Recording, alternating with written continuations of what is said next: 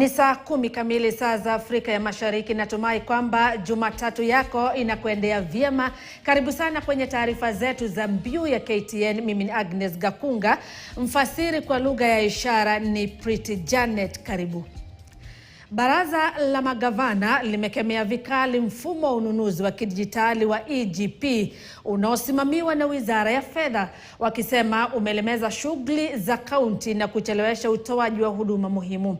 Baraza hilo la magavana sasa linataka mfumo huo usitishwe mara moja na serikali kuu ishirikiane na kaunti kutatua mgogoro wa ajira na bajeti.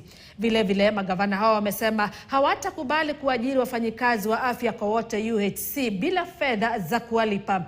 Mwenyekiti wa baraza hilo Ahmed Abdullahi amesema serikali kuu inakiuka misingi ya ugatuzi kwa kutoa maagizo bila mashauriano.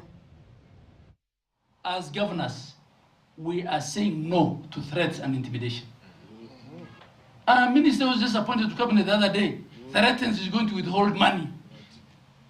Is he above the Constitution of Kenya? He cannot threaten us that is going to withhold money because you've told him the system that he has procured. I don't know where from. And how much? And how much. And whether it was still procured through process. It's not working. If it's not working, it's not working. And no one can shove it down our throats. You must address the issues we are raising. And you must respect that we are two levels of government. And we are both a creation of the Constitution of Kenya.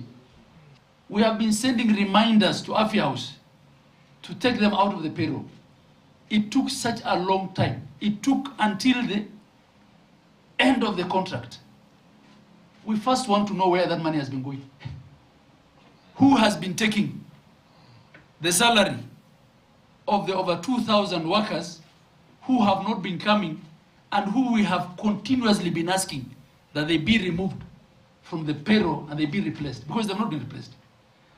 Two, what the minister and his people are trying to do, they realize this thing is coming to an end. They have failed to provide sufficient funding to absorb these people until their contract has come to an end.